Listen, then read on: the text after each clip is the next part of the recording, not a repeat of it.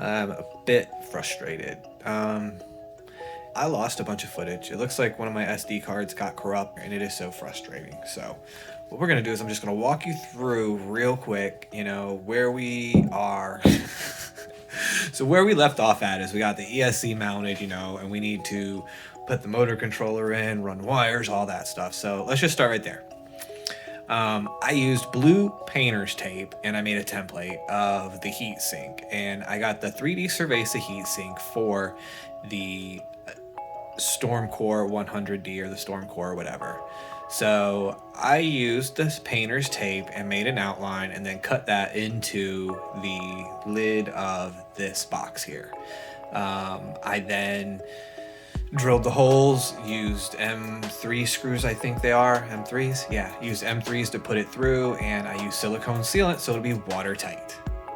Put the motor controller and everything in, and then in the back I was going to use cable glands to bring the wires in, and it just did not work out, so I ended up just sealing with hot glue. I love hot glue. Hot glue is my jam. It is one of the best things you can have is hot glue. Just like, yeah, get your hot glue. Same thing with the power wires. I brought them up under. I didn't even try with the cable glands at this point. So, and the way we're set up here, the ESC enclosure, the Stormcore is actually inverted. It's suspended upside down with our heatsink, you know, coming through the top looking all cool. I was planning on putting the power button on the top in the lower right hand corner, but there wasn't enough room, so I had to opt for the side. It actually looks really good on the side, and I'm glad that that's the way that I went. So the other two things that I stuck up in there, and again I just used some hot glue and other things like that, you know, to seat my wires and get them all to stay in place. The other two things up here is the Meter Pro module that I have for my telemetry, and the receiver for the Hoyt puck. So that basically covers the ESC controller, and that was like gonna be, I was gonna do like one video on getting that whole thing in, and then putting on the bindings and all that. So the bindings I ended up putting on with M6 bolts, links below. The longer M6 bolts I used for the enclosure mounting. The shorter ones I actually used for doing the foot bindings.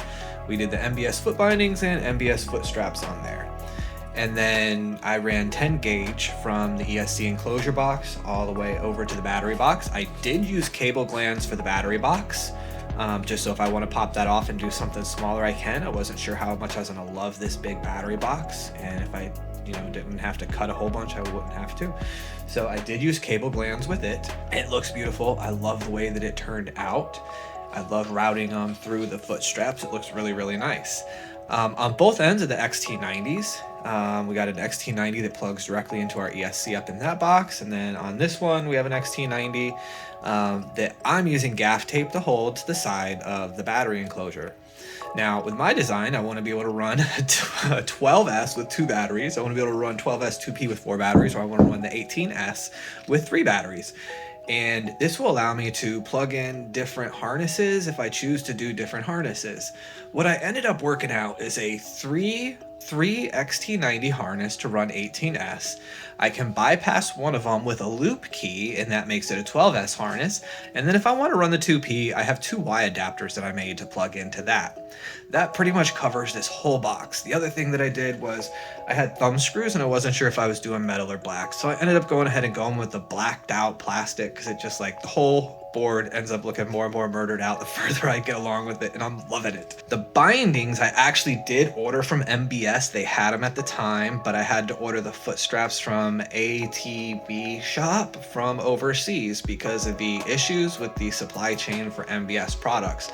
I also had to source my MBS Matrix 2 trucks from overseas, and I got those from Electric Board Solutions, if I haven't mentioned that below. You know, links and everything is, you know, in the description, like I said. The grip tape, we did Vicious grip tape.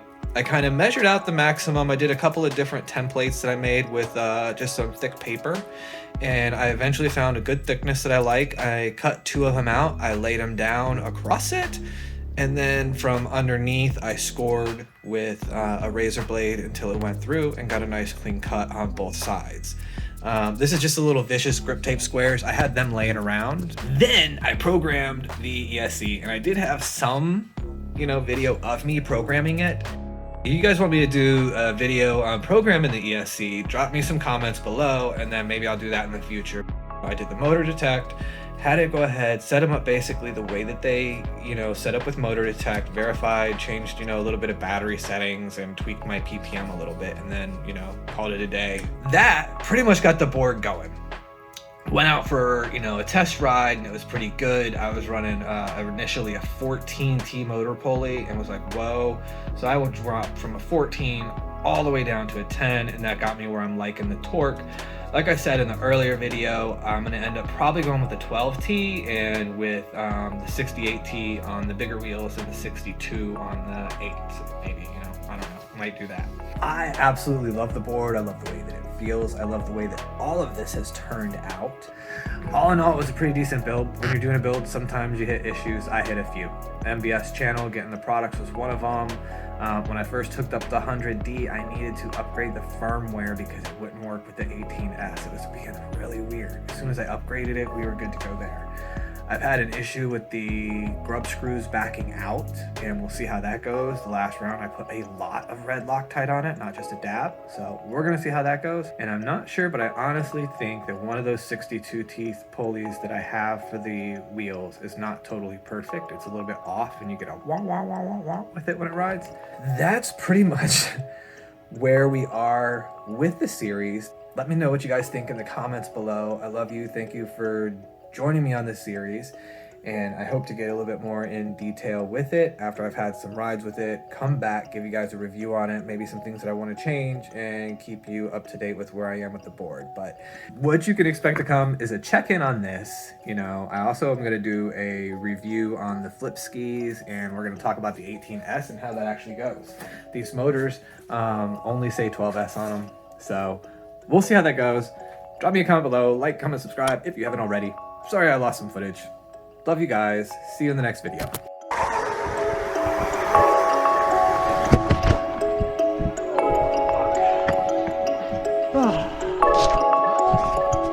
Like, comment, subscribe.